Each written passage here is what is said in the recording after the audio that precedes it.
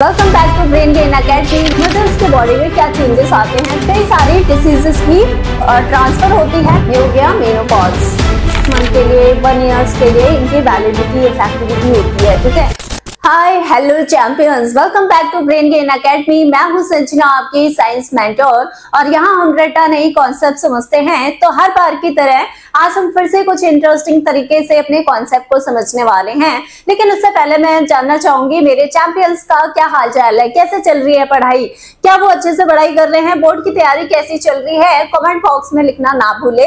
उसके बाद ही हम क्या करेंगे, कंटिन्यू करेंगे अपने कंटेंट को। ओके, तो आज हमारा क्या होने वाला है, जैसा कि रिप्रोडक्शन चैप्टर हमने स्टार्ट किया था, तो बहुत अच्छे से बहुत क्लियर कॉन्सेप्ट के साथ हम आगे बढ़ते चले हैं। जैसा कि हमने इंट्रोडक्शन पार्ट में हमने देखा था कि सेक्सुअल रिप्रोडक्शन, एसेक्सुअल रिप्रोडक्शन क्या होता है, इनके टाइप्स, फर्दर जो भी हमारे क्लासिफिकेशन थे, डिटेल्स में हमने सारी चीजें जानी थी। ओके, और जैसा कि पिछले लेक्चर में मैंने फीमेल रिप्रोडक्टिव सिस्टम के बारे में पढ़ाया था, तो उसके लिए अगर मैं देखूं तो उसमें कुछ कॉन्सेप्ट शायद आपको ना क्लियर हुए हो। जैसे कि फर्टिलाइजेशन के बाद ऐसा होता है कि पार्चुरेशन वाला टर्म मैंने पहले ही बताया था, लेकिन शायद मैं फीमेल रिप्रोडक्टिव सिस्टम में बताना भूल गई हूँ। लेकिन हाँ, हम अभी यहाँ पे जान लेते हैं कि जो फर्टिलाइजेशन वाला स्टेज होता है, जब क्या होता है, बेबी फर्टिलाइज हो जाता है, तो मतलब बेबी डेवलप हो गया। फर्टिलाइजेशन होने के बाद जो डेवलपमेंट हुआ, बेबी का इन्फेंट बना, ठीक है, फीटस बना।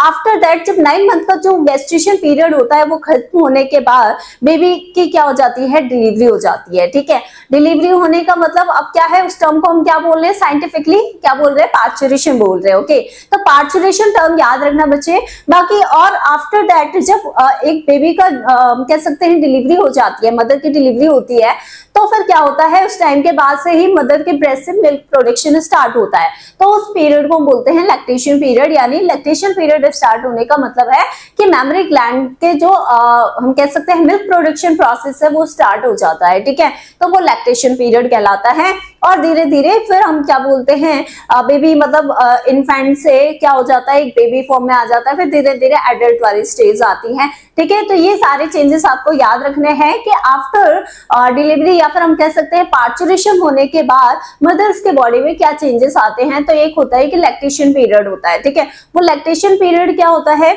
उसमें मदर मिल्क प्रोडक्शन करने में एबल होती है। ओके, तो आज हम क्या करने वाले हैं, जैसे कि आज हम इस चैप्टर को एंड कर देंगे। तो कैसे करेंगे एंड, रिप्रोडक्टिव हेल्थ के साथ। तो मतलब हमारे आज के लेक्चर का या फिर हम बोल सकते हैं रिप्रोडक्शन चैप्टर का जो लास्ट टॉपिक है वो है रिप्रोडक्टिव हेल्थ। तो क्या समझ में आता है रिप्रोडक्टिव हेल्थ से, तो उसके लिए जरा बताओ बच्चे। यहाँ पे एक आपके लिए मैंने पिक्चर, यहाँ पे वीडियो अपलोड करी है, जरा ध्यान से देखना। यहाँ पे ये वीडियो क्या शो कर रही है, रिप्रोडक्टिव हेल्थ किस तरीके से इस वीडियो से कनेक्टेड है, उसके लिए थोड़ा ध्यान से इसे ऑब्जर्व करना, आप क्या समझाना चाह रही है ये पिक्चर्स। ठीक है, तो आप ये देख लेते हैं। यहाँ पे आप देख सकते हो ये 2 बच्चे हैं। ठीक है, इनकी कंडीशन देख के क्या समझ में आ रहा है, कहीं ना कहीं हमारे जो पेरेंट्स हैं वो मतलब अपने रिप्रोडक्टिव हेल्थ को मेंटेन नहीं करते, इस वजह से ये कंडीशन आती है। हमारे इंडिया में क्या है कि अनलिमिटेड या फिर हम कह सकते हैं, सॉरी, यहाँ पे हम बोल सकते हैं मतलब विदाउट एनी कॉन्सेप्शन, बिना कॉन्ट्रासेप्शन के क्या होती है, प्रेगनेंसी होती है। तो उसकी वजह से हर एक घर में 3 से 4 बच्चे होते हैं। तो जो पेरेंट्स हैं वो उनकी परवरिश प्रॉपर नहीं कर पाते, उन्हें सारी जो फैसिलिटीज चाहिए होती हैं वो नहीं दे पाते, क्योंकि उनकी एबिलिटी से ज्यादा उन्होंने क्या कर लिए हैं, अपने खर्चे बढ़ा लिए है ना। तो कैसे बढ़ा लिए, यहाँ पे रिप्रोडक्टिव हेल्थ सिर्फ हमारे खर्चे से रिलेटेड नहीं है। यहाँ पे हम क्या देखेंगे, किस तरीके से रिप्रोडक्शन के टाइम पे कई सारी डिसीजेस भी ट्रांसफर होती है पेरेंट्स टू द ऑफस्प्रिंग, और कई बार आपस में ही पेरेंट्स एक पार्टनर से दूसरे पार्टनर में स्प्रेड होती है। तो रिप्रोडक्टिव हेल्थ क्या समझाना चाह रही है, जरा आप ध्यान से देखना। यहाँ पे ये क्या किया जा रहा है, मदर केयर। ठीक है, मदर केयर भी जरूरी है रिप्रोडक्टिव हेल्थ के लिए, यानी कि जो मदर प्रेग्नेंट है उसे प्रॉपर केयर की जरूरत होती है, अदरवाइज इन फ्यूचर उसे आगे चल के इनफर्टिलिटी जैसी प्रॉब्लम भी हो सकती है। तो अगर हम इंट्रोडक्शन में देखें तो क्या कहता है रिप्रोडक्टिव हेल्थ। पहली बात तो हमें ये पता होना चाहिए हेल्थ है क्या, हेल्थ को हम कैसे डिफाइन कर सकते हैं। तो हेल्थ क्या फिजिकल वेलबींग होना होता है, नहीं, ऐसा नहीं है कि हम फिजिकली वेलबींग है तो हम हेल्थी कहलाएंगे, ऐसा बिल्कुल नहीं होता। हेल्थ का मतलब होता है जब हम क्या है, फिजिकली, मेंटली, सोशली, और हम कह सकते हैं हमारे जो अंदर की सोल है, सबकॉन्शियस पावर है, अगर वो भी हेल्दी है तो हम क्या कहलाएंगे, हेल्दी कहलाएंगे। अदरवाइज अगर आप केवल फिजिकली हेल्दी हैं बट सोसाइटी में आप हेल्दी नहीं दिख रहे, यानी आपका जो रिस्पॉन्स है, आप जो बातें कर रहे हैं, गुस्सा कर रहे हैं, प्यार से बात कर रहे हैं, किस तरीके से सोसाइटी में बिहेव कर रहे हैं, तो ये आपको नहीं बताने वाला कि आप हेल्दी हैं। ठीक है, आप फिजिकली फिट है, आपको कोई डिसीज नहीं है, ठीक है, कोई हम कह सकते हैं कोई डिसऑर्डर नहीं है आपकी बॉडी में, देखने में आप बिल्कुल फिट लग रहे हैं, लेकिन आप मेंटली अनस्टेबल है। मेंटली अनस्टेबल यानी अंदर ही अंदर आप परेशान है किसी चीज को लेके, बहुत ज्यादा स्ट्रेस में है, डिप्रेशन में है, लेकिन आप सोसाइटी को नहीं दिखा रहे हैं और दिख भी नहीं रहे आपकी बॉडी में ऐसी कुछ प्रॉब्लम चल रही है, तो इसका मतलब आप हेल्दी नहीं है। हेल्दी का मतलब होता है जब आप फिजिकली, मेंटली, सोशली, इकोनॉमिकली सब तरीके से आप क्या है, बिल्कुल फिट है, तो आप हेल्दी कहलाएंगे। और उसी में हम इंक्लूड कर लेते हैं जैसे कि फिजिकल हेल्थ में ही हमारा आ जाता है सेक्सुअल हेल्थ, यानी सेक्सुअल हेल्थ होना भी बहुत जरूरी है। तो कैसे आप इस चीज को डिफाइन करेंगे कि आप सेक्सुअली हेल्दी हैं या नहीं, तो उसके लिए आपको इस पूरे लेक्चर को बड़े ध्यान से सुनना होगा। ठीक है, बहुत जरूरी है ये लेक्चर आपके लिए, थोड़ा ध्यान से समझना। ये कहीं ना कहीं एक तरीके का ये लेक्चर अवेयरनेस क्रिएट करने के लिए भी मैंने अलग से इसे प्रिपेयर किया है, वरना मैं चाहती वही हमारा जो फीमेल रिप्रोडक्टिव सिस्टम जब हम पढ़ रहे थे तो उसी टाइम पे हम क्या कर सकते थे, इसे कुछ ही टॉपिक्स थे वहीं के वहीं खत्म कर देते, लेकिन मैंने एक सेपरेट वीडियो इसलिए बनाया है ताकि यहाँ पे एक अवेयरनेस क्रिएट हो, थोड़ा डिटेल में हम जाने कि आखिर ये रिप्रोडक्टिव हेल्थ होता क्या है। ठीक है, तो आप जरा यहाँ पे देखो, अब हम क्या करते हैं, रिटन इंट्रोडक्शन देख लेते हैं, हमारी स्लाइड क्या बोलती है रिप्रोडक्टिव हेल्थ के बारे में, ये भी तो जानना चाहिए। तो चलो देख लेते हैं यहाँ पे, सॉरी देखो, a state of complete physical, mental and social well-being in all matters related to the reproductive system, यानी कि रिप्रोडक्टिव सिस्टम के लिए, जैसे कि अगर हम बात कर रहे हैं रिप्रोडक्टिव हेल्थ की, तो इस केस में रिप्रोडक्टिव हेल्थ होना, हेल्थी होना मतलब यहाँ पे आप फिजिकली मतलब रिप्रोडक्टिवली एक्टिव है, ठीक है, मेंटली आप उसके लिए प्रिपेयर हैं, रिप्रोडक्शन करने के लिए प्रिपेयर है। ऐसा नहीं है कि आपके साथ फोर्सफुली क्या किया जा रहा है, रिप्रोडक्शन के लिए बोला जा रहा है। जैसे कि कई बार ऐसा होता है, कुछ हमारे गांव वाले एरिया में ऐसा होता है, फीमेल्स को पुशअप किया जाता है, थोड़ा सा प्रेशराइज किया जाता है कि बच्चा करो बच्चा करो, लेकिन अभी हमारी जो वुमेन्स हैं, जो मैरिड वुमेन्स हैं, वो रेडी नहीं है, वो नहीं चाहती कि हम अभी प्रेगनेंसी कॉन्सेप्ट करें, है ना, मतलब एक्सेप्ट करें, ऐसा कुछ भी, तो वो नहीं चाहती प्रेगनेंसी करना, ठीक है, क्योंकि वो चाहती है पहले खुद मेंटली स्टेबल हो जाए, और जब वो उन्हें फील होगा कि हाँ वो अब हैंडल कर सकती है चीजों को, ठीक है, तो शायद वो रेडी हो जाए इसके लिए। लेकिन क्या होता है, एक फैमिली प्रेशर होता है बड़ों का, क्योंकि हमें बच्चा चाहिए, है ना, जैसे सास ससुर बोलते हैं, ऐसा कुछ होता है, ठीक है, तो वो एक प्रेशर है, वो मेंटली वेलबींग नहीं है, फिर रिप्रोडक्टिवली हेल्थी नहीं है वो, ठीक है। अगर हम बात कर रहे हैं फिजिकल, मेंटल हो गया, सोशल वेलबींग, भाई कई बार ऐसा होता है सोशली लोग क्या करते हैं, बोलते हैं कि इसके बच्चा नहीं हो रहा, ऐसा नहीं हो रहा, क्यों बोलते हैं सोशली लोग,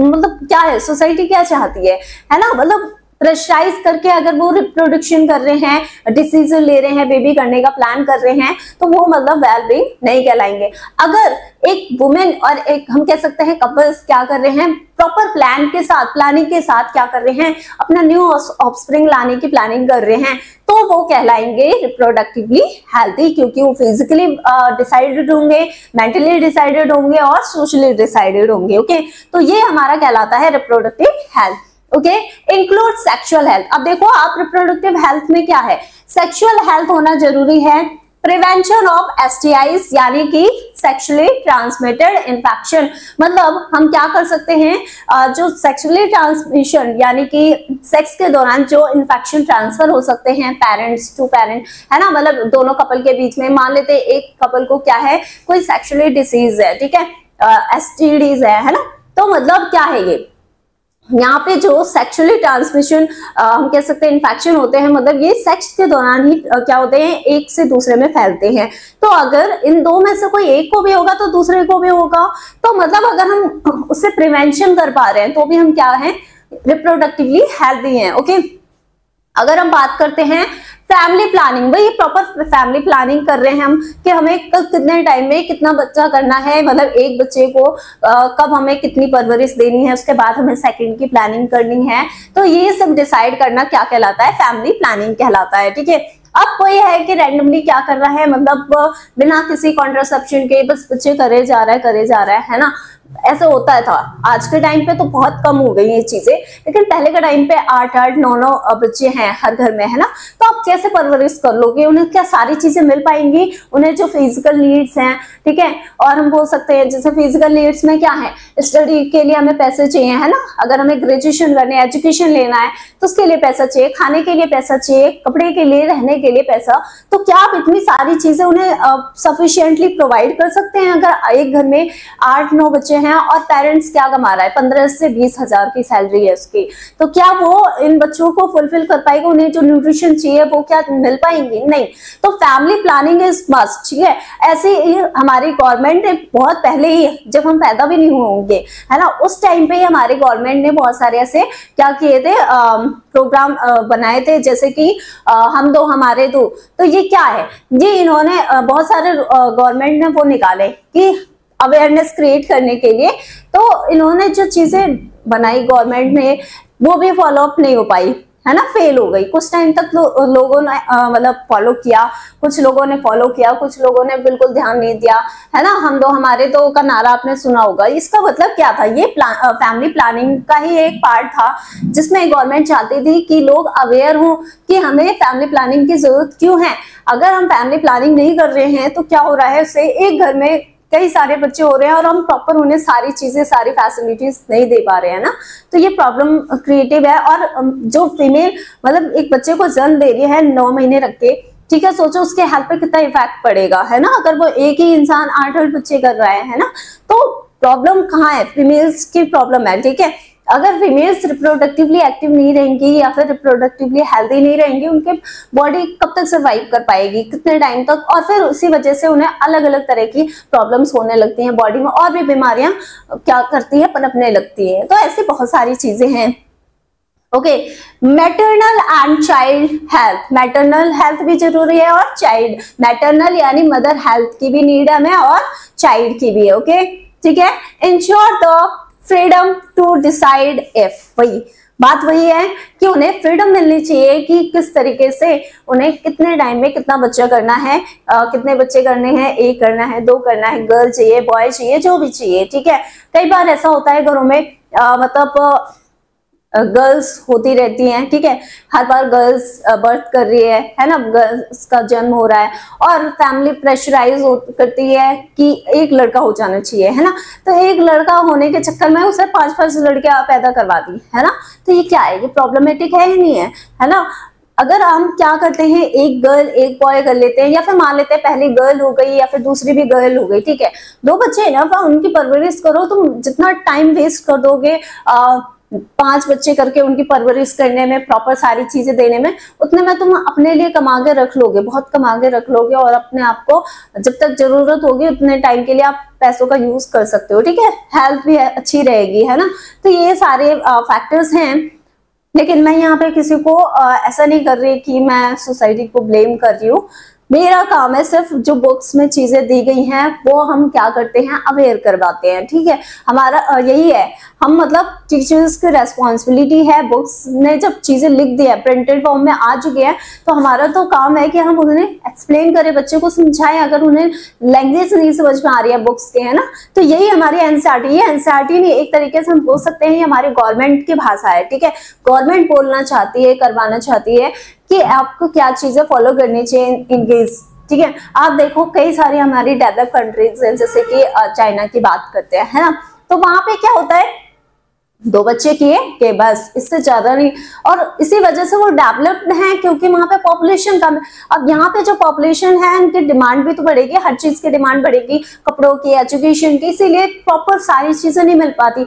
हमारे गांव में मतलब इंडिया में क्या होता है, जो सबसे लो हम कह सकते हैं स्लम एरिया होते हैं, ठीक है, बहुत हम कह सकते हैं छोटे मोटे जो अंदर के गांव होते हैं, इनमें क्या होता है, बहुत लो क्वालिटीज की चीजें होती हैं, लो क्वालिटीज के फूड मिलते हैं, लो मतलब 3rd क्लास की चीजें मिलती है, ठीक है।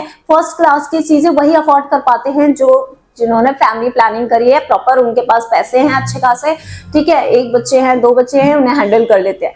लेकिन अब जहाँ पे 10 बच्चे हैं 8 बच्चे हैं एक घर में, तो एक पेरेंट्स कैसे सारी चीजें दे पाएगा उसे, और वो भी फर्स्ट क्लास की। सोचो यहाँ तो 3rd क्लास में भी हम अफोर्ड नहीं कर पाते हैं, है ना, यही तो होता है। आसपास के एरिया में आप देखो, जो रूरल एरियाज होते हैं वहां पे आप देखो कैसे 3rd क्लास की चीजें भी अफोर्ड नहीं कर पाते पेरेंट्स अपने बच्चों के लिए। तो ये सारी चीजें थोड़ी डिसाइडेड तरीके से करनी चाहिए, है ना। When and how often to reproduce, मतलब वही है, यहाँ पे कोई प्रेशराइज नहीं होना चाहिए, वुमेन्स पे प्रेशर नहीं देना चाहिए कि उन्हें कितने बच्चे करने हैं कब करने हैं, वो खुद डिसीजन ले, वो कब चाहती है कितने बच्चे करने हैं और कब करने हैं, ठीक है। तो ये हमारी एनसीईआरटी के लाइन्स हैं, या फिर हम बोल सकते हैं हमारे बुक्स के लाइन्स है, ठीक है।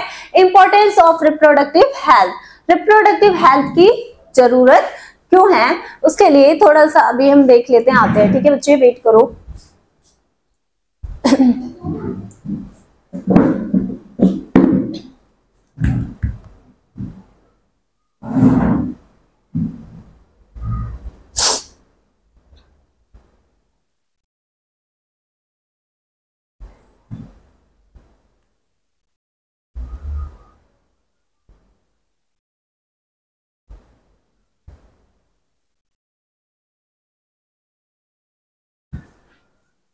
ओके तो यहाँ पे आप देख सकते हो importance of reproductive health. Reproductive health की इंपॉर्टेंस क्यों है? प्रिवेंशन ऑफ, आप देख सकते हो यहाँ पे, टू प्रिवेंट आरटीआईज एंड एसटीडीज, यानी कि respiratory tract infection, sexually transmitted infections को प्रिवेंट करना भी क्या है, हमारा एक टारगेट है रिप्रोडक्टिव हेल्थ के लिए, ठीक है। Okay, reduces the maternal and infant mortality rates, यानी कि मॉर्टेलिटी मैंने बताया था, जैसे कि मॉर्टेलिटी डेथ रेट क्या होती है, डेथ रेट, इसे याद रखना, मॉर्टेलिटी ये क्या है, डेथ रेट, आप देख सकते हो डेथ रेट है। मैटरनल का मतलब होता है यहाँ पे मदर, क्या, मदर, एंड इन्फेंट्स का अगर हम देखें बेबी, है ना, बेबी चाइल्ड मतलब छोटे बच्चे, जो इनकी डेथ रेट है, अगर हम रिप्रोडक्टिवली हेल्थ मेंटेन कर पा रहे हैं, ठीक है, रिप्रोडक्टिव हेल्थ को मेंटेन कर रहे हैं, एसटीआई से बच रहे हैं, हम आरटीआई से बच रहे हैं, ठीक है, ये सारी चीजें फैमिली प्लानिंग कर रहे हैं प्रॉपर, तो इनसे क्या होगा, जो मदर डेथ रेट है या फिर बच्चों की डेथ रेट है वो कम हो जाएगी। और बहुत सारे ऐसे अभियान चलाए गए गवर्नमेंट द्वारा जिनकी वजह से ये चीजें बहुत इफेक्टिव रही। बहुत आज के टाइम पे क्या हो गई है, मदर केयर जो हो गई है वो बहुत ज्यादा एडवांस हो गई है ना। लोग पहले क्या होता था, जो डिलीवरी होती थी मदर्स की वो घरों में हो जाती थी, हाइजीन मेंटेन ना होने की वजह से कई बार मदर की डेथ हो गई, कभी इन्फेंट्स बच्चों की डेथ हो गई, तो ऐसे मॉर्टेलिटी रेट उस टाइम पे बहुत ज्यादा थी। लेकिन आज के टाइम पे सब चीजों पे फोकस किया गया, लोग अवेयर हुए, है ना, तो लोग क्या करते हैं, अच्छे खासे हॉस्पिटल्स में जाते हैं और गवर्नमेंट क्या करती है, जो गवर्नमेंट हॉस्पिटल्स होते हैं उनमें प्रॉपर मदर केयर के लिए फैसिलिटीज देती हैं, बहुत कम पैसों में डिलीवरी हो जाती है ना, पार्चुरेशन हो जाता है बेबी का, तो इससे क्या हो रहा है कि हाइजीन भी मेंटेन हो पा रही है और मदर सेफ है ना, बेबी और मदर दोनों सेफ हो रहे हैं, ठीक है। तो इन चीजों से क्या हो रहा है, रिप्रोडक्टिव हेल्थ मेंटेन हो रहा है हमारी सोसाइटी में मदर्स का, ठीक है। तो ये बोल सकते हैं promotes the safe motherhood and healthy family life, मतलब आप अगर इन सब चीजों को फॉलो करते हैं, जो अभी चीजें मैंने बोली हैं, ठीक है, तो इनसे क्या हो रहा है, मदरहुड मतलब जो मदर है उन्हें सेव किया जा सकता है इन सब चीजों से, हेल्दी फैमिली लाइफ, और एक फैमिली लाइफ जो होती है वो हेल्दी रहेगी, ठीक है। Supports informed reproductive decision making, और इससे सपोर्ट मिलेगा हमारी वुमेन्स को कि वो ये डिसीजन ले सकती हैं कि वो कब रिप्रोडक्शन के लिए रेडी हैं, कब वो चाहती हैं बेबी प्लान करें, ठीक है, वो सब उनका खुद का डिसीजन होगा। ये सारी चीजें प्रमोट हुई हैं, ये कोई अब की बात नहीं है, काफी टाइम पुरानी बातें हैं, ठीक है, और आज के टाइम में बहुत चीजें इंप्रूव हो चुकी हैं। ओके, अगर आप यहाँ पे देखो की कंपोनेंट्स क्या क्या जानने वाले हैं हम आज के इस लेक्चर में, तो जैसे कि फैमिली प्लानिंग क्या होती है, ठीक है, हमें ये पता होना चाहिए। Maternal and child health care क्या है, इन टर्म्स से क्या समझते हो आप, प्रिवेंशन ऑफ एसटीडीज यानी सेक्सुअली ट्रांसमिटेड डिसीज, ठीक है, या फिर एसटीआई भी बोल सकते हो, sexually transmitted infection, okay. RTIs यानी respiratory tract infection, adolescents reproductive health यानी कि जो एडोलसेंट अभी हम ग्रोइंग जनरेशन है, इनमें भी रिप्रोडक्टिव हेल्थ को किस तरीके से हम क्या कर सकते हैं, मेंटेन कर सकते हैं। मेंस्ट्रुअल हाइजीन, ठीक है, मेंस्ट्रुअल हाइजीन क्या होते हैं और मैनेजमेंट, कैसे मैनेज करें हम इन सब चीजों को।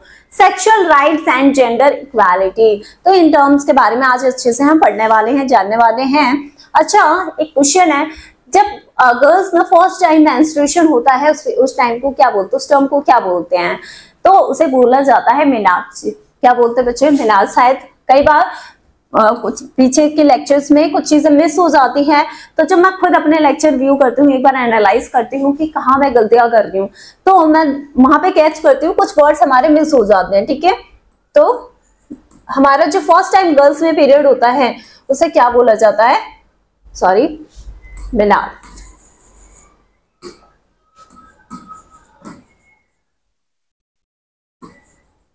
और अगर वुमेन्स में एक एज आती है जिस टाइम पे पीरियड्स मेंस्ट्रुएशन होना कम हो जाता है और एक टाइम पे बिल्कुल बंद, जैसे कि 45 की एज में, है ना, 45, 46, है ना, इन एज में क्या होते हैं, पीरियड्स कम होने लगते हैं, तो इस स्टेज को बोलते हैं मीनोपॉज। मीनोपॉज, ओके, ये हो गया मीनोपॉज। क्लियर है बच्चे, आगे बढ़े क्या, आगे बढ़े, ओके। यहाँ पे देखो फैमिली प्लानिंग, फैमिली प्लानिंग से क्या समझ में आता है, बहुत जल्दी है, ओके। फैमिली प्लानिंग क्या कहती है, क्या है फैमिली प्लानिंग, समझ में आ रहा है बच्चे। यहाँ देखो कॉन्ट्रासेप्टिव मेथड, मतलब फैमिली प्लानिंग जब हम चाहते हैं कि हमारी प्रेगनेंसी हो, कंसेप्शन हो, तो फिर हम क्या करें, कंटिन्यू करें, ठीक है। सेक्सुअल एक्टिविटीज होती हैं, हम कह सकते हैं कॉपुलेशन होता है, सेक्स होने के बाद ही क्या होता है, जो स्पर्म होता है मेल फीमेल गैमेट से मिलता है, ठीक है। तो एक प्लानिंग होती है कि हाँ हमें अब 4 साल हो गए शादी को, 2 साल हो गए, 3 साल हो गए शादी को, अब हमें बेबी करना चाहिए, तो हमने प्लानिंग करी। लेकिन तब तक क्या है, जब तक हम नहीं चाहते, ठीक है, कैसे प्रेगनेंसी को रोक सकते हैं, ठीक है। क्यों प्रेगनेंसी को रोकने में मेहनत क्यों करनी है, देखो क्या होता है, नेचुरली हमें पता है कि जो फीमेल्स होती हैं उनमें भी एग्स बनते रहते हैं नेचुरली, ठीक है, आफ्टर प्यूबर्टी। अब वो एग बन रहे हैं, वो तब तक वेस्ट होते रहेंगे जब तक उनके पास स्पर्म नहीं जाएगा, फर्टिलाइजेशन नहीं होगा, तो वो पीरियड्स के फॉर्म में बाहर आ रहे हैं, ठीक है, बॉडी से वेस्ट के फॉर्म में बाहर निकल रहे हैं, वो ब्लड्स वगैरह जो भी है, एंडोमेट्रियम लेयर है, ठीक है। अब हम चाहते हैं कि बेबी हो, प्लान कर रहे हैं, तो अब हम क्या करते हैं, मतलब ऐसा होता है प्लान नहीं भी किया हमने और फिर भी सेक्स हो रहा है, तो उस टाइम पे क्या होती है कि चांसेस होते हैं प्रेगनेंसी हो जाए। अब हम चाहते हैं कि प्रेगनेंसी ना हो, ठीक है, इवन आफ्टर सेक्स, है ना, फिजिकल एक्टिविटी होने के बाद भी, तो उसके लिए हमारे पास कुछ मेथड होते हैं, क्या होते हैं, कुछ कॉन्ट्रासेप्टिव मेथड्स होते हैं जो क्या करते हैं, मतलब प्रेगनेंसी को रोक सकते हैं अगर आप चाहो तो, ठीक है। तो उसके लिए जो मेथड्स हैं वो हमें पता होने चाहिए। क्या है, पहला मेथड होता है बैरियर मेथड। बैरियर का मतलब होता है रुकावट, सिर्फ हमें क्या करनी है, स्पर्म और ओवम को मिलने से रोकना है, ठीक है। तो उसे रोकने के लिए हमारा जो बैरियर मेथड में आता है कॉन्डोम, क्या आते हैं, कॉन्डोम, ठीक है। ये कॉन्डोम क्या होते हैं, एक तरीके से बैग जैसे पाउच जैसा स्ट्रक्चर होता है, ट्रांसपेरेंट होता है, ठीक है। ये क्या होता है कि जो मेल होता है वो अपने पेनिस के ऊपर मतलब अप्लाई करता है ताकि जो स्पर्म है वो उस कॉन्डोम के अंदर ही कलेक्ट हो जाए, वो फीमेल जेनिटेलिया में ना जाए, ठीक है, इंटरनल ऑर्गन के अंदर ना जाए, वेजाइना के अंदर ना जाए, ठीक है। तो मतलब उसके लिए कॉन्डोम यूज किया जाता है मेल और फीमेल के द्वारा, ठीक है।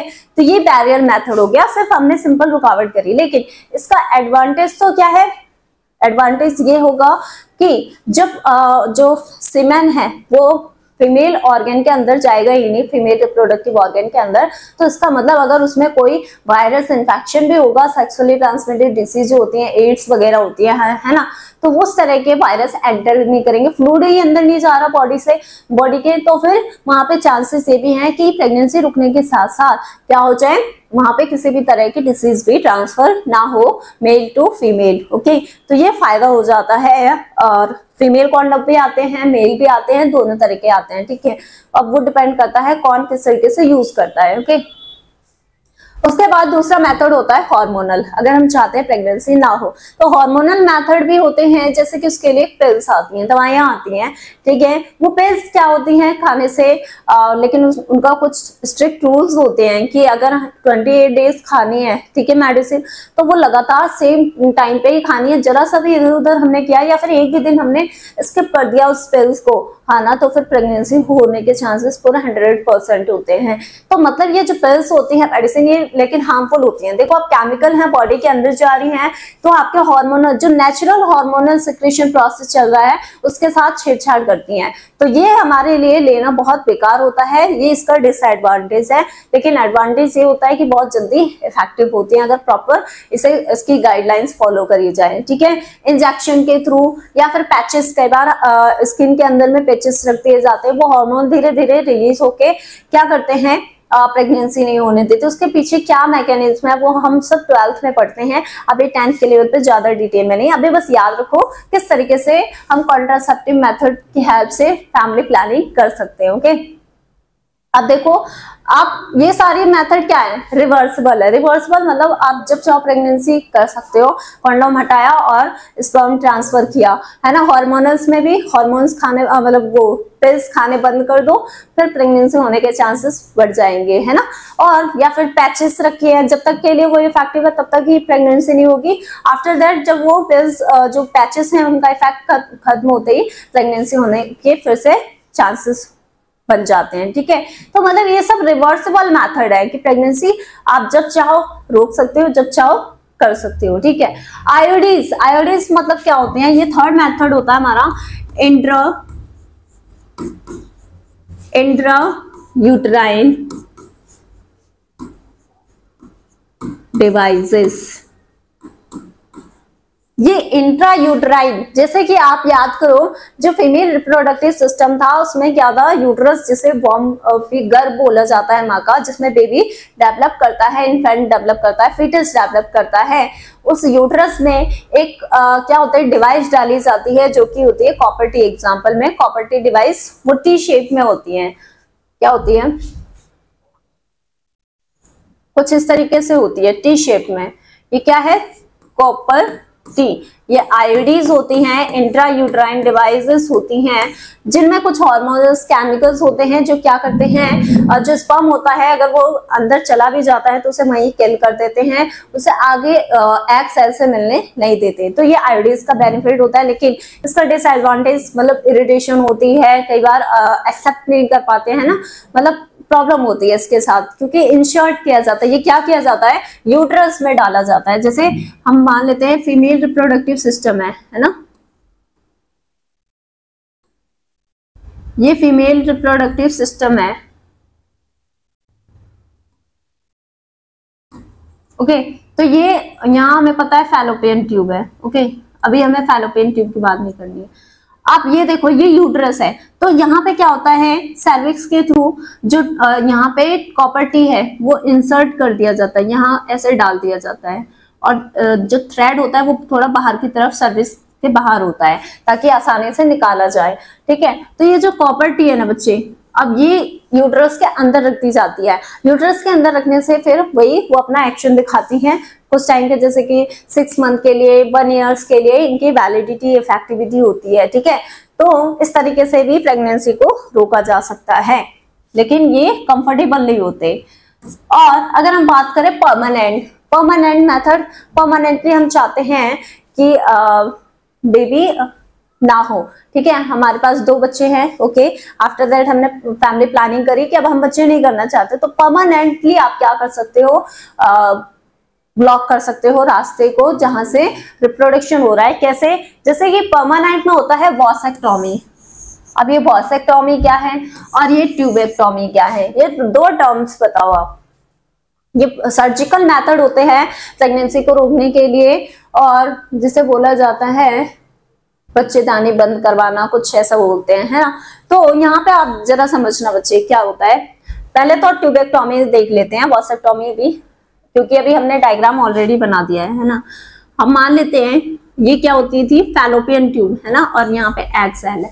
ठीक है, मतलब ओवरी है। अब ये जो फैलोपियन ट्यूब होती है, हमें पता है कि एम्पुलर रीजन में क्या होता था, रिप्रोडक्शन होता था, मतलब एग सेल यहाँ आती थी और इधर से स्पर्म आके मिलता था, है ना, ऐसे ही होता था।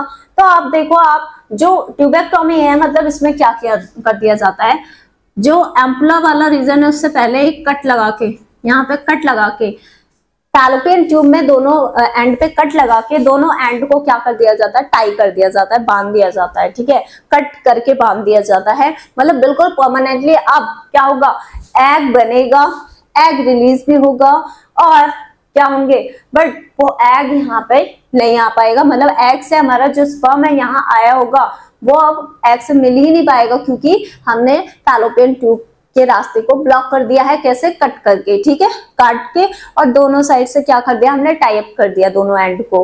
तो इससे परमानेंटली अब ओव्यूलेशन होगा। याद रखना, एग बनने का प्रोसेस कंटिन्यू रहेगा, बट प्रॉब्लम ये आएगी कि स्पर्म अब एग से मिल नहीं पाएगा, ठीक है, रास्ता ही हमने कट करके साइड कर दिया।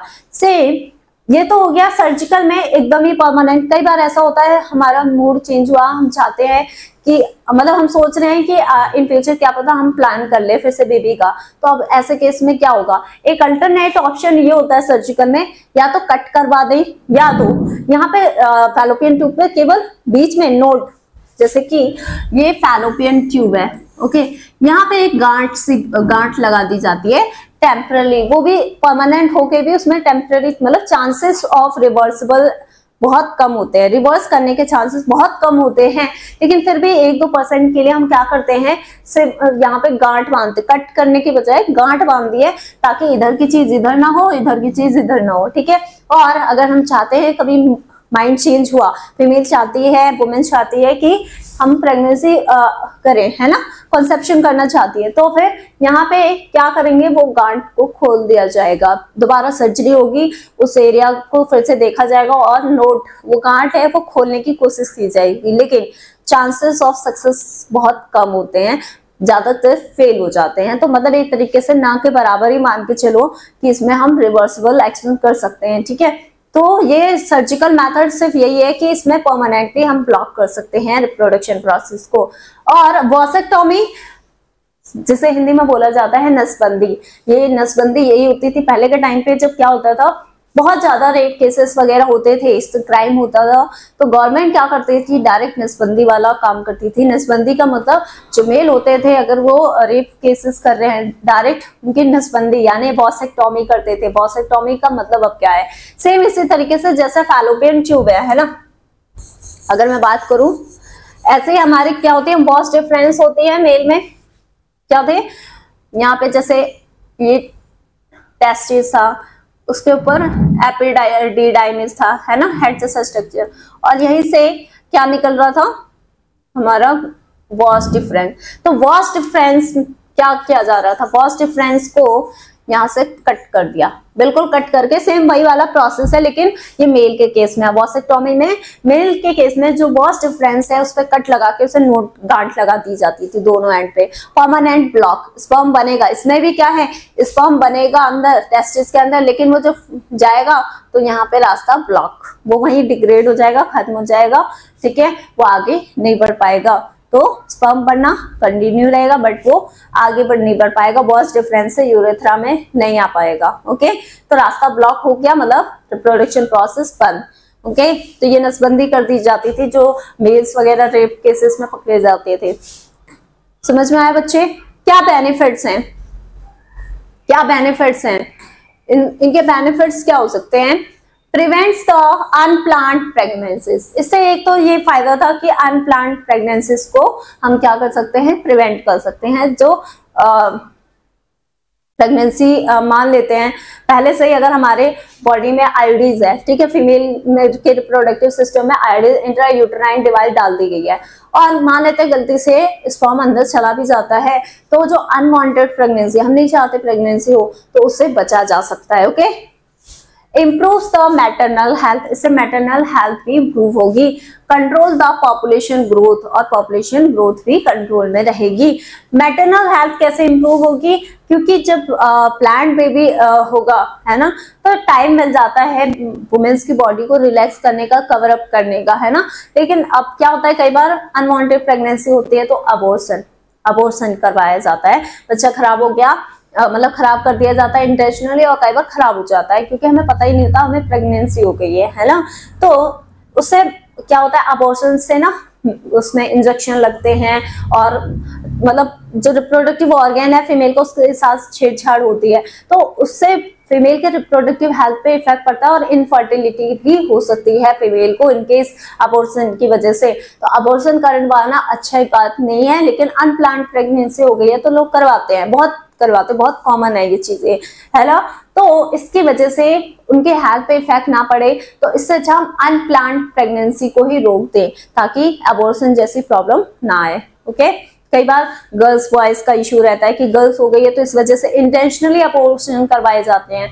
तो ये सब रोकने के लिए गवर्नमेंट ने बहुत सारे रूल्स निकाले हैं। अब अबॉर्शन करवाना इतना इजी नहीं है कि गए और बोला हमारा अबॉर्शन कर दो। बहुत सारे डॉक्यूमेंट चाहिए होते हैं, डॉक्यूमेंटेशन किया जाता है, देन अलाउ किया जाता है अबॉर्शन के लिए। ओके, और उसमें भी कंडीशन होती है कि 3 मंथ का अगर बेबी है तो अबॉर्शन नहीं कर सकते, उसके कम टाइम का है तो कर सकते हैं। सेफ्टी, सब हर जगह सेफ्टी देखी जाती है। Okay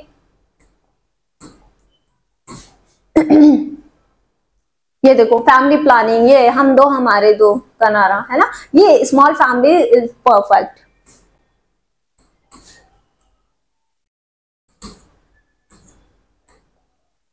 maternal and child health care, अब जो मदर हैं और चाइल्ड हैं उनकी हेल्थ क्या करनी हमें जरूरी है, मेंटेन करना जरूरी है। क्यों जरूरी है? Prenatal care. प्रीनेटल केयर समझ रहे हो क्या होता है? Prenatal care checkups, nutrition, supplements, मतलब जब बेबी मदर के बॉम में है, प्रेगनेंसी हमने प्लान करी है, उससे पहले ही हम रेडी हो जाए कि हमें क्या क्या ध्यान रखना है। बच्चे को जन्म होने से पहले ही हम उसे प्रॉपर न्यूट्रिशन दे रहे हैं, प्रॉपर चेकअप करवा रहे हैं। मदर जो है हर 1 मंथ में 2 मंथ के गैप में डॉक्टर से मिल रही है, बात कर रही है, प्रॉपर चेकअप हो रहा है कि बच्चे में कोई डिफेक्ट वाली चीजें तो नहीं हो रही है, कि जेनेटिक डिसीज तो नहीं हो रही है कोई। ये सारी चीजें पहले से आइडेंटिफाई कर सकते हैं चेकअप के थ्रू। ठीक है, न्यूट्रिशन ले रहे हैं, सप्लीमेंट्स प्रॉपर। तो ये क्या है? प्रीनेटल, प्री मतलब पहले, नेटल मतलब बच्चे के जन्म होने से पहले वाली केयर जो होती है। पोस्ट नेटल केयर मतलब जब क्या हो रहा है, बेबी बर्थ हो चुका है, यानी कि प्रॉपर उसे ब्रेस्ट फीडिंग करवाना जरूरी है। क्योंकि जो ब्रेस्ट फीडिंग यानी मदर के चेस्ट से जो ब्रेस्ट से निकलने वाला मिल्क है वो बहुत ही न्यूट्रिशनल होता है, उसमें एंटीबॉडीज बहुत सारी होती हैं जो बेबी के लिए बहुत जरूरी होती है। ओके, तो वो सारी चीजें होती हैं। मैटरनल रेस्ट, जो मदर है उन्हें भी रेस्ट चाहिए, प्रॉपर वैक्सीनेशन होना चाहिए बेबी को, जो भी वैक्सीन की पहले से जरूरत है वो आप देखते हो बच्चों को कई सारे इंजेक्शन लगते हैं, है ना, आफ्टर बर्थ, तो वो सब क्या होना चाहिए, प्रॉपर करना चाहिए। ठीक है, प्रिवेंट्स कॉम्प्लिकेशंस। ठीक है, कॉम्प्लिकेशन को कैसे प्रिवेंट करोगे? प्रीक्लैम्प्सिया, ये एक प्रॉब्लम होती है। प्रीक्लैम्प्सिया मतलब जो बेबी की पोजीशन होती है वो जैसे कि ऐसा होना चाहिए, ये मान लेते यूट्रस है ना, तो बेबी जो है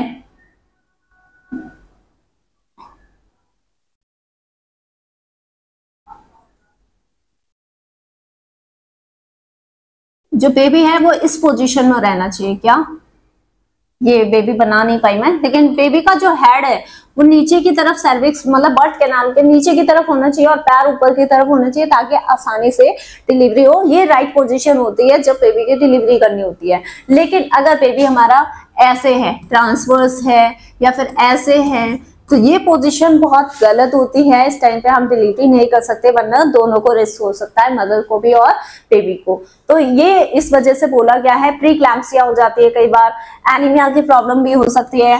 एनीमिया मतलब ब्लड की कमी हो जाए, तो इन सब का ख्याल रखना होता है। प्रिवेंट कॉम्प्लिकेशन, क्या क्या प्रॉब्लम आती है प्रेगनेंसी के टाइम पे, उससे हमें बचाना होता है, वुमेन्स को ध्यान रखना होता है। लो बर्थ वेट, मतलब कई बार बच्चे का वेट 9 मंथ में भी कम रहता है, या फिर हम बोल सकते हैं कई बार 7 मंथ में भी डिलीवरी होती है बेबीज की, तो वेट कितना कम होगा, है ना, मुश्किल से मतलब 1 kg भी नहीं रहता, तो 1 kg का बेबी सर्वाइव नहीं कर पाएगा 7 मंथ का, 8 मंथ का। तो प्रॉपर उसका जो टाइम पीरियड होता है 9th मंथ में बेबी प्रॉपर ग्रोथ करना चाहिए, कम से कम 2 kg का 2.5 kg का बेबी होना चाहिए, तब उसकी डिलीवरी करना जरूरी है। लेकिन कई बार इमरजेंसी में बेबी खुद मतलब ऑक्सीटोसिन हार्मोन की वजह से और बेबी की पुशअप की वजह से मसल्स कॉन्ट्रैक्ट करते हैं, यूट्रस मसल्स कॉन्ट्रैक्ट करती हैं, तो टाइम से पहले डिलीवरी होने के चांसेस बढ़ जाते हैं। तो उन चीजों से कैसे बचे, वो सारी प्रिवेंशंस करने जरूरी हैं। ये सारी कॉम्प्लिकेशन होती हैं ड्यूरिंग द कॉम्प्लिकेशन, मतलब प्रेगनेंसी के टाइम पे क्या क्या परेशानियां आती हैं, इनका ख्याल रखना चाहिए। ओके, ये मदर केयर आफ्टर डिलीवरी, जो नर्स है वो केयर कर रही है मदर की, ठीक है। Prevention of STDs, sexually transmitted infections, okay, इनसे भी प्रिवेंशन करना जरूरी है सेक्स के टाइम पे। ओके,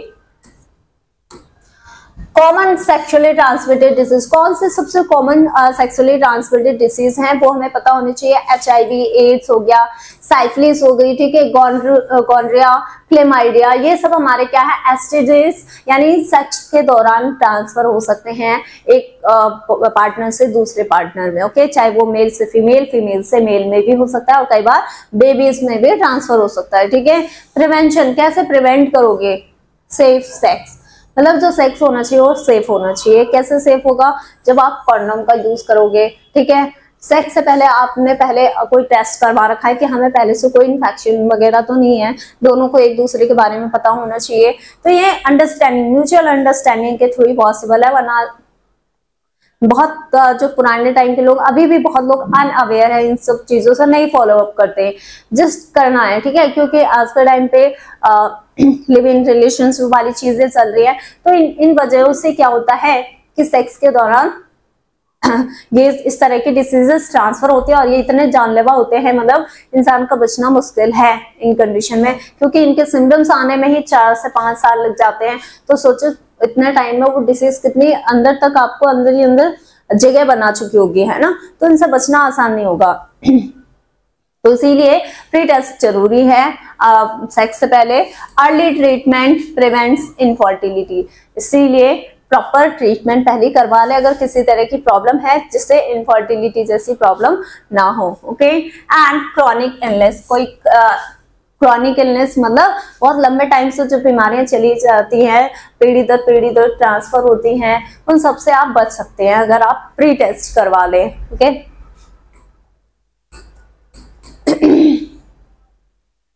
एडोलसेंट रिप्रोडक्टिव हेल्थ, ये क्या कहते हैं? एडोलसेंट मतलब हमारी जो अभी बर्डिंग जनरेशन है, ग्रोइंग जनरेशन है, हम लोग हैं, ठीक है। हमें क्या होना चाहिए, sex education in schools aware करवाना है। आप जैसे कि हम आपको पढ़ा रहे हैं, ठीक है, तो स्कूल्स में भी सेक्स एजुकेशन दिया जा रहा है, ऑनलाइन प्लेटफॉर्म के थ्रू सेक्स एजुकेशन दिया जा रहा है। तो ये क्यों होना चाहिए, आप लोगों को अवेयर करवाने के लिए है कि क्या होती है चीजें, क्या प्रॉब्लम्स क्रिएट हो सकती हैं। अब आप अगर ध्यान से इस लेक्चर को सुन रहे हैं तो आपको बहुत कुछ जानने को मिला होगा, है ना, क्यों जरूरी है, क्या चीजें हो सकती हैं, क्या सेक्स करना इतना ईजी होता है, क्या सिर्फ एक ये कूल फील करने के लिए है ये चीजें, या फिर आपके हेल्थ से रिलेटेड है। तो ये सब जानने के लिए हम क्या करते हैं, सेक्स एजुकेशन दे रहे हैं स्कूल्स में ऑनलाइन प्लेटफॉर्म के थ्रू, ठीक है। काउंसलिंग फॉर प्यूबर्टी, बच्चों को काउंसल करना चाहिए। जैसे आज के टाइम पे क्या होता है, पहले के टाइम पे ज्यादा होता था, आज के टाइम पे फिर भी इम्प्रूवमेंट हो चुकी है। गर्ल्स को यही नहीं पता होता था मेंस्ट्रुएशन क्या होता है, पीरियड्स क्या होते हैं, ठीक है। तो उन्हें ये सारी चीजें अवेयर करवाने की जरूरत है, मतलब काउंसलिंग करना जरूरी है, बातें करो, ठीक है। एक ऐसा सेशन होना चाहिए वीक में स्कूलों के अंदर कि बच्चों से बात करें, उन्हें इन सब चीजों की एजुकेशन दी जाए, ठीक है, क्या है क्या नहीं है। ओके, इमोशनल वेलबींग होना जरूरी है, इमोशनली अच्छे होने चाहिए, हेल्दी होने चाहिए आप लोग। प्रिवेंटिंग अर्ली मैरिज, अर्ली, बहुत जो स्टार्टिंग में ही पहले होता था कि 7 साल के 8 साल की एज में शादी कर दी और जल्दी प्रेगनेंसी हो गई, तो ये क्या है, ये सब इससे गर्ल्स के हेल्थ पे बहुत ज्यादा इफेक्ट पड़ता है। तो इन सब चीजों को प्रिवेंट करना है, प्रेगनेंसी भी जल्दी नहीं करनी है, ठीक है। अगर तुम्हारी बॉडी की कैपेसिटी नहीं है कि तुम एक रेस्पॉन्सिबिलिटी ले सको, है ना, 9 मंथ बच्चे को लेके केयर करो, प्रॉपर नहीं है, तो अभी प्लान मत करो। जब आप उसके कैपेबल हैं तब आप ट्राई करें, ओके, ट्राई नहीं डिसाइड करोगे, ठीक है। Promoting respect and consent, respect promote करना गर्ल्स की तरफ, और कंसेंट लेना कि वो प्रेगनेंसी करना चाहती है या फिर नहीं, फोर्सफुली नहीं, ओके। ये सारी चीजें बहुत इंपॉर्टेंट हैं। मेंस्ट्रुअल हाइजीन, क्या होती है मेंस्ट्रुअल हाइजीन बच्चे?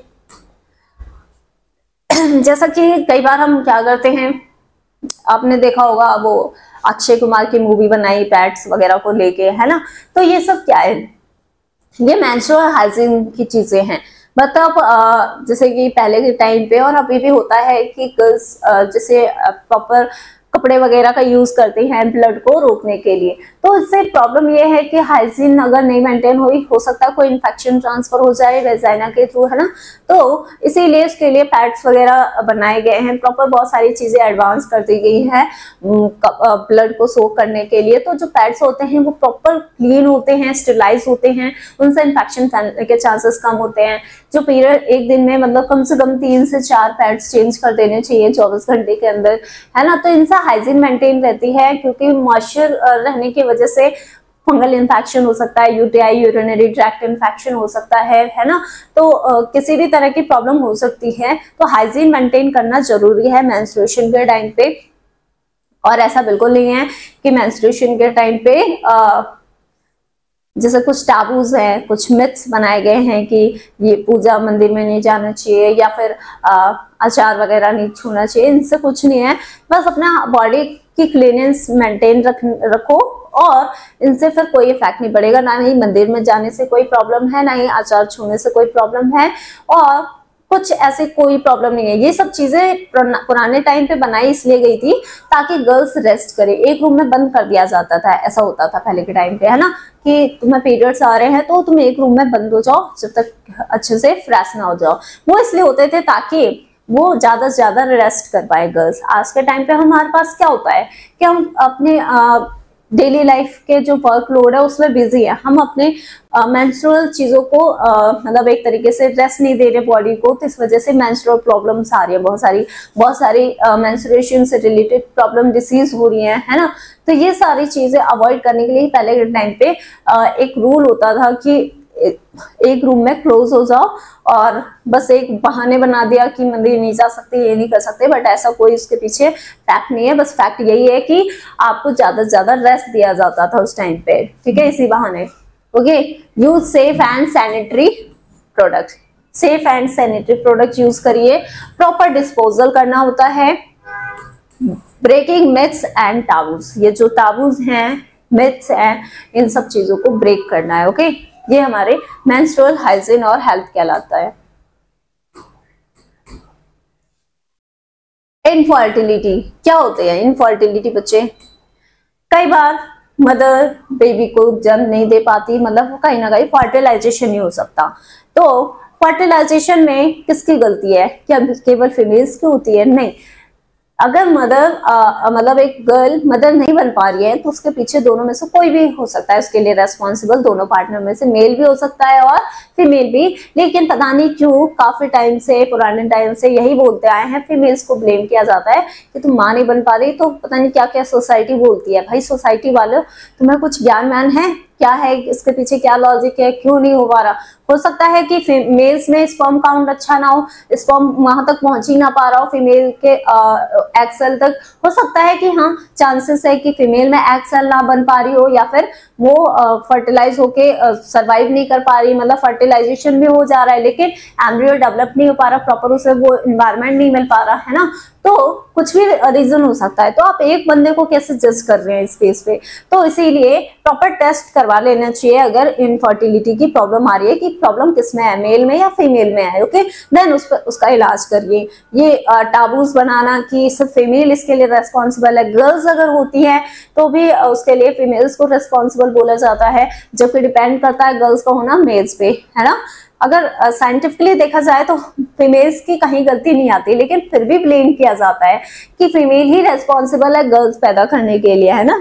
और अगर इनफर्टिलिटी की प्रॉब्लम हो रही है तो भी गर्ल्स रेस्पॉन्सिबल है उसके लिए, जबकि बिना टेस्ट के आपको कुछ नहीं पता।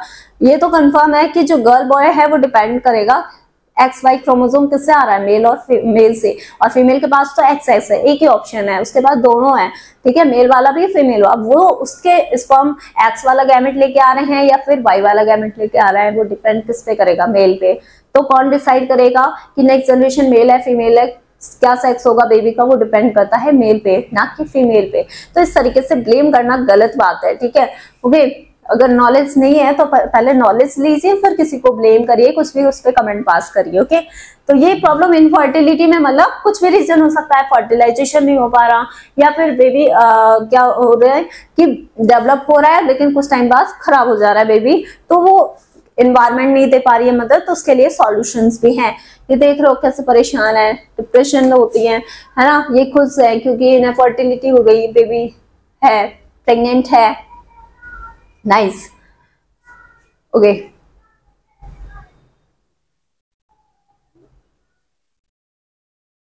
देख लीजिए ये क्या खुशी होती है माँ बनने की, लेकिन प्रेशराइज करके नहीं, जब वो खुद चाहती हैं, ठीक है। How overcome infertility, how do overcome infertility, कैसे ओवरकम कर सकते हैं, उसके लिए हमारे पास क्या है, असिस्टेड रिप्रोडक्टिव टेक्नोलॉजीज, ART। क्या ART, assisted reproductive technology used when natural conception is not possible. मतलब नेचुरली हम क्या कर पा रहे हैं, बेबी को कंसेप्ट नहीं कर पा रहे हैं ना, नहीं हो पा रहा नेचुरली फर्टिलाइजेशन, तो क्या मेथड है। तो इसके लिए हमारा पहला मेथड होता है इंट्रायूट्राइन इंसेमिनेशन। इंसेमिनेशन मतलब स्पर्म को मेल रिप्रोडक्टिव ट्रैक्ट में डालने के प्रोसेस को इंसेमिनेशन बोलते हैं। तो हम क्या कर रहे हैं, यूट्रस के अंदर हम डायरेक्ट क्या कर रहे हैं, इंसेमिनेशन मतलब कि सीमेन को डिलीवर करवा रहे हैं आर्टिफिशियल तरीके से। क्या है, असिस्टेड रिप्रोडक्टिव टेक्नोलॉजीज है, ठीक है। प्रिपेयर्ड स्पर्म, हम पहले ही स्पर्म को प्रिपेयर करके मेल से कलेक्ट करके और फिर उसके पार्टनर फीमेल में क्या कर रहे हैं, डाल रहे हैं एट ओवुलेशन। जब ओवुलेशन पीरियड होता है 14 पीरियड के 14 डेज के बीच में होता है, 14 to 16 है ना, या फिर 10 to 14 डेज के बीच में, उस टाइम पे अगर ऐसा किया जाता है तो चांसेस ऑफ फर्टिलाइजेशन बढ़ जाते हैं। या फिर हम कर सकते हैं इनविट्रो। इनविट्रो मतलब लैब्स, विट्रो वर्ड्स आया मतलब कहीं ना कहीं लैब्स।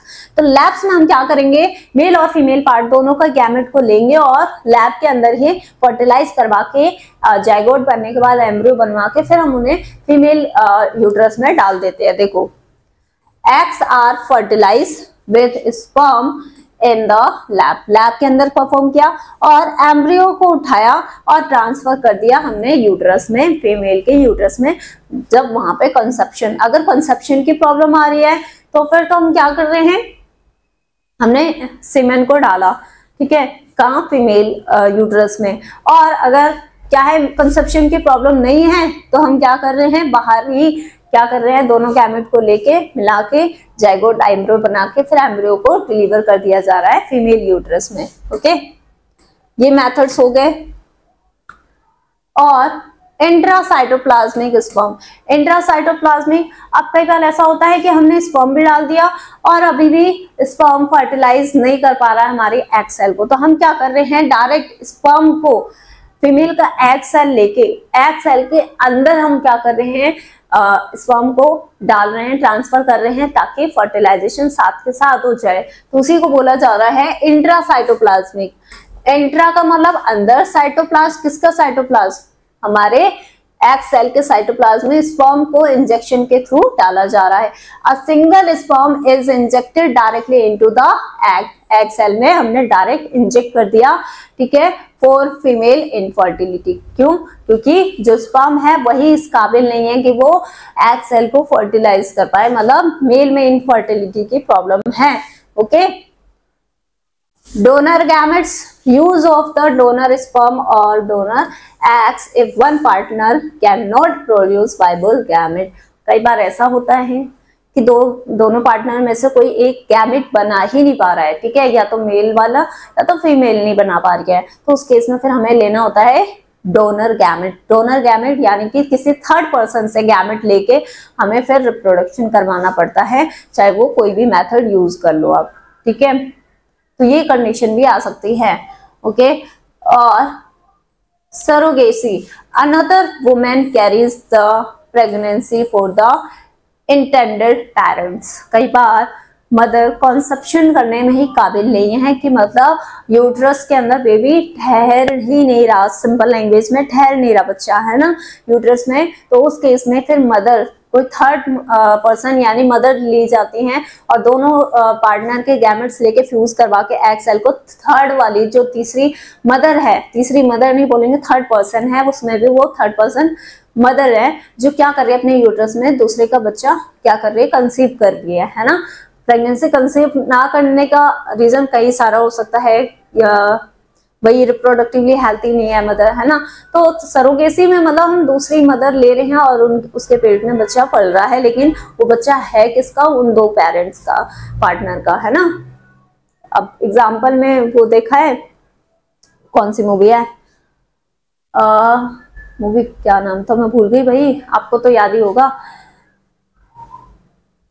प्रीति जिंटा का मूवी है, प्रीति जिंटा और सलमान खान है, ऐसे ही है ना, और मूवी का नाम भूल गई मैं, पता नहीं क्यों एकदम से स्किप हो रहा है, आ रहा है सॉन्ग याद आ रहा है, हाँ, चोरी चोरी चुपके चुपके, ये मूवी आपने देखी होगी। इसमें क्या होता है कि प्रीति जिंटा जो सलमान खान है उसके बेबी को क्या करती है, सरोगेट करती है, रखती है, और आफ्टर जब 9 मंथ होते हैं तो धीरे धीरे जो प्रीति जिंटा है उसे क्या हो जाता है, प्यार हो जाता है सलमान खान से। वो पैसों में ये काम करती है, लेकिन लास्ट में ट्विस्ट आ जाता है कि वो अपने बच्चे को देना नहीं चाहती, है ना। तो ये वो क्या थी, प्रीति जिंटा एक सरोगेट मदर थी जिसने दो पेरेंट्स के गैमेट्स का फ्यूज जो क्या बोलते हैं गैमेट थे उनका रिप्रोडक्शन करवा के, मतलब फर्टिलाइजेशन करवा के फिर बेबी को उसमें डेवलप करने के लिए रखा गया, है ना। तो वो सरोगेट मदर हो गई, ओके। यहाँ पे फिर भी थोड़ा सा अलग था केस, यहाँ पे तो डायरेक्ट सलमान खान ने ही मतलब क्या किया, सेक्सुअल एक्टिविटी करी प्रीति जिंटा के साथ, लेकिन कॉन्सेप्ट वही एक तरीके से, मतलब थर्ड बंदे के अंदर बेबी डेवलप कर रहा है ना। तो वो सरोगेट मदर हो गई हमारी, ओके, क्लियर है। ये देखो खुशी, खुशी मतलब गर्ल नहीं, मतलब हैप्पीनेस, क्या हैप्पीनेस होती है मदर बनने की, है ना।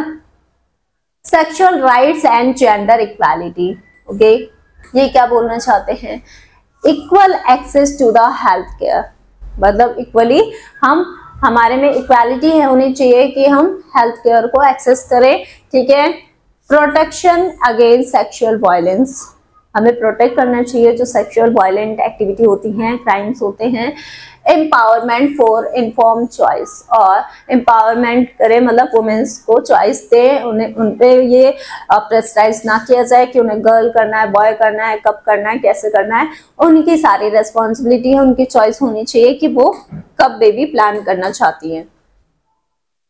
गवर्नमेंट एंड एनजीओज, अब हमारी गवर्नमेंट देखो क्या करते, कई सारे प्रोग्राम्स चलाती है ना, क्या बहुत सारे प्रोग्राम उन्होंने चलाए, जैसे कि नेशनल हेल्थ मिशन है ना, reproductive and child health program है, RCH है, okay.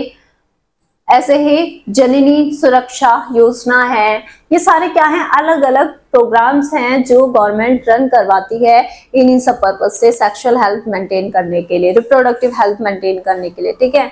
NGO, non governing organization, awareness and free health camps लगाए जा रहे हैं अवेयरनेस क्रिएट करवाने के लिए कि ये सब चीजें होती क्या है। आपने देखा होगा आपके आसपास स्कूलों में कई बार ऐसे एनजीओज आते हैं, अवेयरनेस क्रिएट करवाते हैं, पेट्स के बारे में बताती हैं वुमेन, तो बहुत सारी चीजें ये सब सिर्फ गवर्नमेंट करवाती है ताकि आप लोग अवेयर हो इन सब चीजों से, ओके।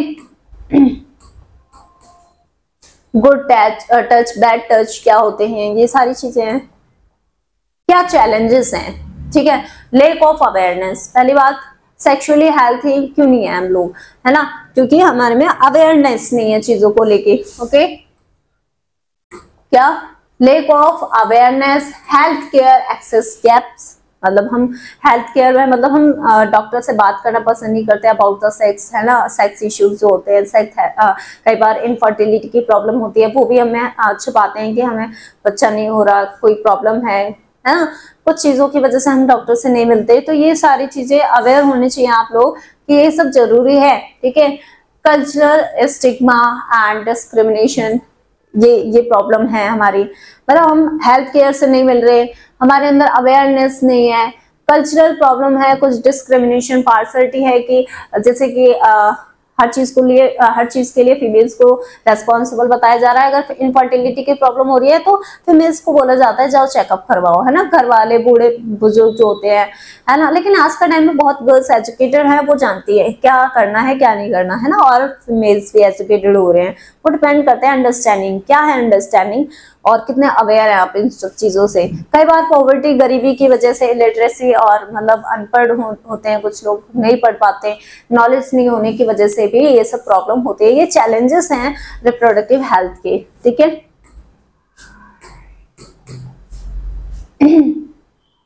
ये देखिए यहाँ पे सेक्स एजुकेशन दिया जा रहा है, किस तरीके से गर्ल्स को पढ़ा रही हैं, वो डॉक्टर एजुकेट कर रही है क्या होता है, कहाँ प्रॉब्लम आती है। तो अगर पिक्चर्स के थ्रू हम समझा पा रहे हैं पेशेंट को, किसी भी तरीके से समझा पा रहे हैं, तो हमें उन्हें एजुकेट करना चाहिए, अवेयर करवाना चाहिए, ठीक है। चिल्लाने से, धमकाने से नहीं समझ में आएंगी इन्हें। सॉल्यूशन क्या है इन सब जो हमारे चैलेंजेस हैं, इनके कुछ सॉल्यूशन भी तो होंगे, क्या सॉल्यूशन भी होंगे, है ना।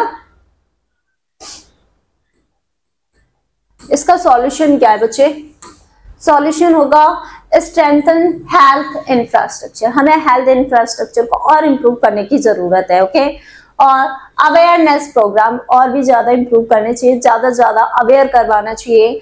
Affordable health care and free contraceptives, affordable मतलब हम अफोर्ड कर सके, जो गरीब लोग हैं वो अफोर्ड कर सके हेल्थ केयर को, ठीक है, मतलब प्रॉपर चेकअप करवा पाए, उन्हें प्रॉपर एजुकेशन प्रोवाइड किया जाए फ्रीली, जितना अफोर्ड कर पाए वो, ठीक है। कॉन्ट्रासेप्टिव फ्रीली अवेलेबल होने चाहिए, क्योंकि बहुत लोग पैसों की वजह से नहीं ले पाते, ठीक है। तो ये सारी चीजें है। पॉलिसी चेंजेस करने चाहिए, जिसकी वजह से ऐसी पॉलिसी बनानी चाहिए जिसमें सेक्सुअल राइट एजुकेशन और भी ज्यादा इम्प्रूव हो। अभी भी कहीं ना कहीं सेक्सुअल हेल्थ और एजुकेशन देने से लोग पीछे हटते हैं, क्योंकि ऐसा होता है ना, बच्चे मजाक बनाते हैं, क्लास में एक टीचर पढ़ा रहा होता है इन सब चीजों के बारे में, तो बच्चे फालतू की कमेंटबाजी करते हैं, टीचर को ही अनकंफर्टेबल फील करवाते हैं। तो इस वजह से टीचर बोलता है जाओ आप पढ़ लो, खुद ही पढ़ लेना इस चैप्टर को, है ना। ऐसे होता था, हमारे टाइम पे भी हुआ था। एक टीचर थे, मुझे याद है, मेरे बैचमेट, बहुत शैतान, मतलब उन्होंने तो चलो हिम्मत करके पढ़ाने की कोशिश करी, रिप्रोडक्शन चैप्टर चल रहा होता है, और मैं बहुत बुद्धू इंसान, 10th क्लास में बहुत बुद्धि थी, सच में बहुत बुद्धि थी, और कुछ पढ़ा रहे थे रिप्रोडक्शन में, और मैंने बोला सर मुझे ये लाइन दोबारा बताइए, मुझे नहीं समझ में आ रहा, दोबारा पढ़ा दीजिए, है ना।